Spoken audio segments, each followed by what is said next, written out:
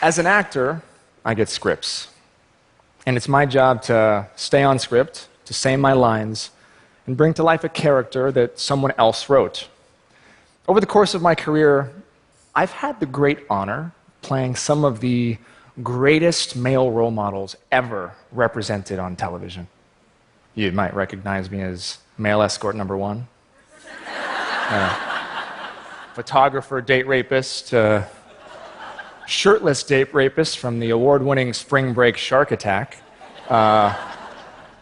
shirtless medical student, a shirtless steroid-using con man, and in my most well-known role as Raphael, a brooding, reformed playboy who falls for, of all things, a virgin, and who's only occasionally shirtless. Now, these roles don't represent the kind of man I am in my real life, but that's what I love about acting. I get to live inside characters very different than myself. But every time I got one of these roles, I was surprised, because most of the men I play ooze machismo, charisma, and power. And when I look in the mirror, that's just not how I see myself. But it was how Hollywood saw me. And over time, I noticed a parallel between the roles I would play as a man, both on screen and off. I've been pretending to be a man that I'm not my entire life. I've been pretending to be strong when I felt weak, confident when I felt insecure, and tough when really I was hurting. I think for the most part, I've just been kind of putting on a show. But I'm tired of performing. And I can tell you right now that it is exhausting trying to be man enough for everyone all the time. Now, right? My brother heard that. Now, for as long as I can remember, I've been told the kind of man that I should grow up to be. As a boy, all I wanted was to be accepted and liked by the other boys. But that acceptance meant I had to acquire this almost disgusted view of the feminine. And since we were told that feminine is the opposite of masculine, I either had to reject embodying any of these qualities or face rejection myself. This is the script that we've been given. Right? Girls are weak and boys are strong. This is what's being subconsciously communicated to hundreds of millions of young boys and girls all over the world. Just like it was with me. Well, I came here today to say, as a man, that this is wrong, this is toxic, and it has to end.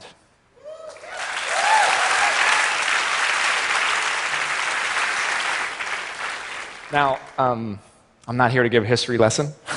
We likely all know how we got here, okay? But I'm just a guy that woke up after 30 years and realized that I was living in a state of conflict. Conflict with who I feel I am in my core, and conflict with who the world tells me as a man I should be. But I don't have a desire to fit into the current broken definition of masculinity, because I don't just want to be a good man. I want to be a good human. And I believe the only way that can happen is if men learn to not only embrace the qualities that we were told are feminine in ourselves, but to be willing to stand up, to champion and learn from the women who embody them. Now, men, I'm not saying that everything we've learned is toxic, okay? I'm not saying there's anything inherently wrong with you or me. And men, I'm not saying we have to stop being men. But we need balance, right? We need balance. And the only way things will change is if we take a real honest look at the scripts that have been passed down to us from generation to generation, and the roles that, as men, we choose to take on in our everyday lives. So speaking of scripts, the first script I ever got came from my dad. My dad is awesome. He's loving, he's kind, he's sensitive, he's nurturing, he's here.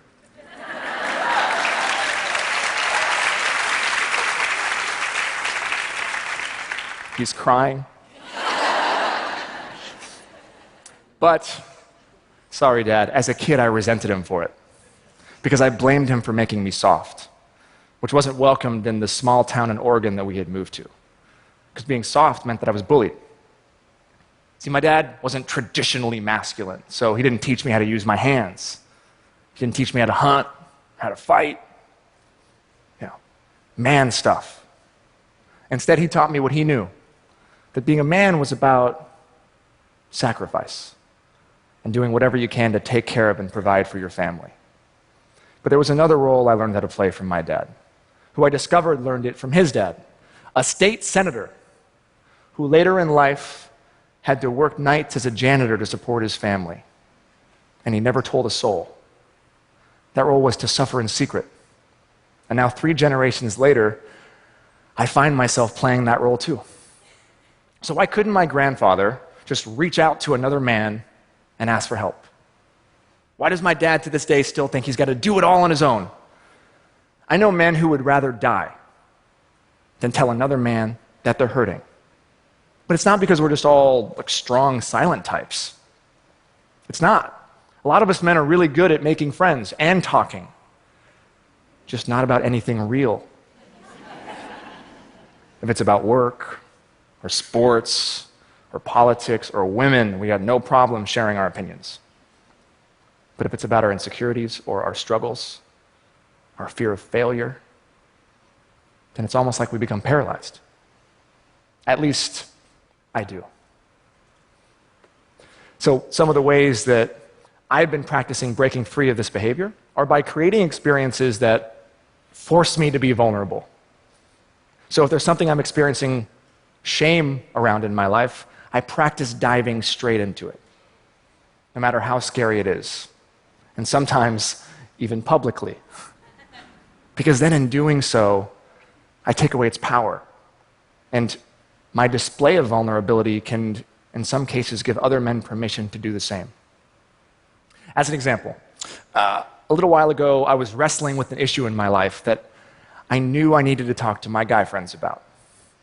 But I was so paralyzed by fear that they would judge me and see me as weak, and I would lose my standing as a leader, that I knew I had to take them out of town on a 3-day guys trip just to open up. And guess what? It wasn't until the end of the 3rd day that I finally found the strength to talk to them about what I was going through. But when I did, something amazing happened. I realized that I wasn't alone, because my guys had also been struggling.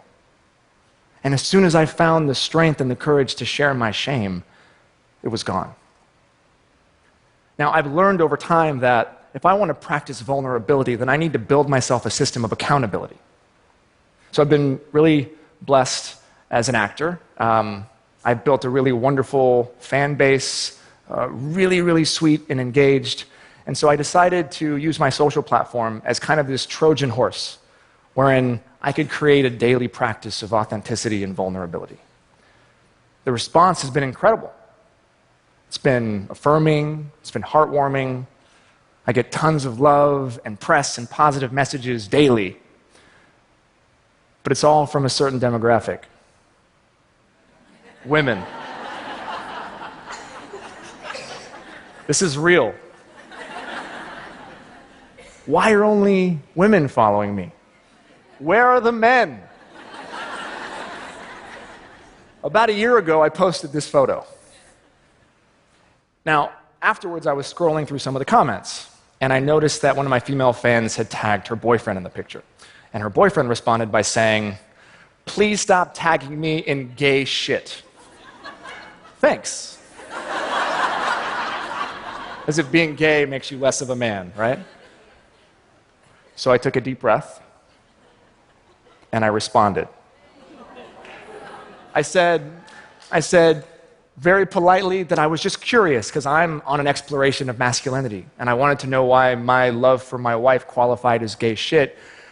And then I said, honestly, I just wanted to learn.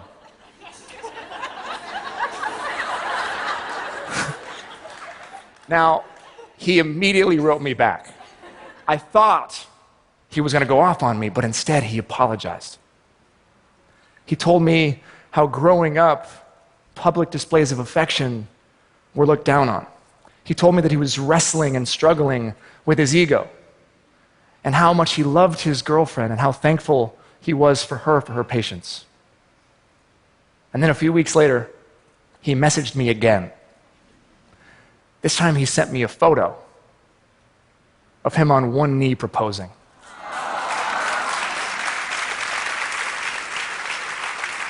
And all he said was, "Thank you. I've been this guy. I get it."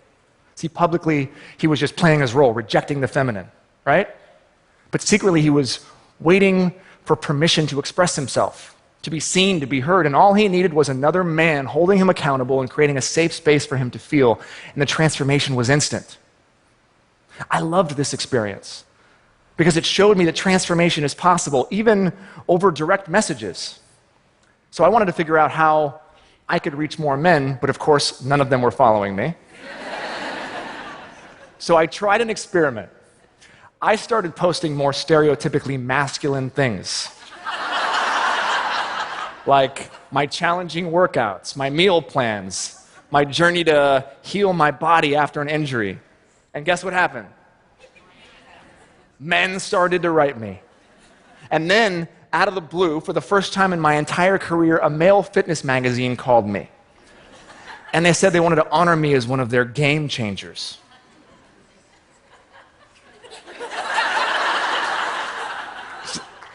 Is that really game changing? Or is it just conforming? And see, that's the problem. It's totally cool for men to follow me when I talk about guy stuff and I conform to gender norms. But if I talk about how much I love my wife or my daughter or my 10-day-old son, how I believe that marriage is challenging but beautiful, or how as a man I struggle with body dysmorphia, or if I promote gender equality, then only the women show up. Where are the men? So men.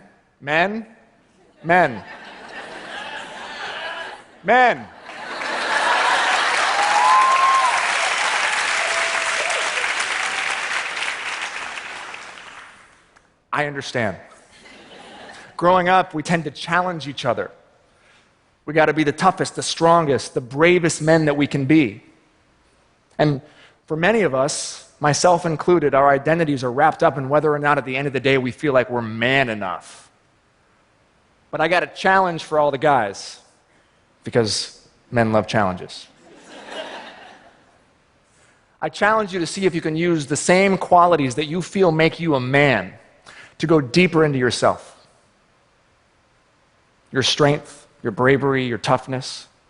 Can we redefine what those mean and use them to explore our hearts? Are you brave enough to be vulnerable? To reach out to another man when you need help? To dive headfirst into your shame? Are you strong enough to be sensitive? To cry whether you are hurting or you're happy, even if it makes you look weak?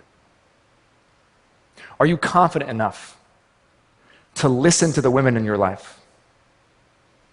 To hear their ideas and their solutions, to hold their anguish and actually believe them, even if what they're saying is against you? And will you be man enough to stand up to other men when you hear locker room talk?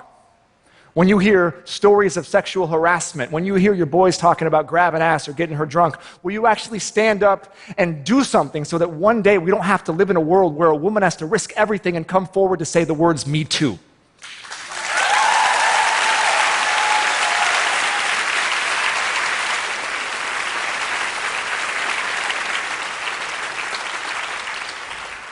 This is serious stuff. I've had to take a real honest look at the ways that I've unconsciously been hurting the women in my life. And it's ugly. My wife told me that I had been acting in a certain way that hurt her and not correcting it. Basically, sometimes when she would go to speak, at home or in public, I would just cut her off mid-sentence and finish her thought for her. It's awful. The worst part was that I was completely unaware when I was doing it. It was unconscious. So here I am doing my part, trying to be a feminist, amplifying the voices of women around the world, and yet at home, I am using my louder voice to silence the woman I love the most. So I had to ask myself a tough question. Am I man enough to just shut the hell up and listen?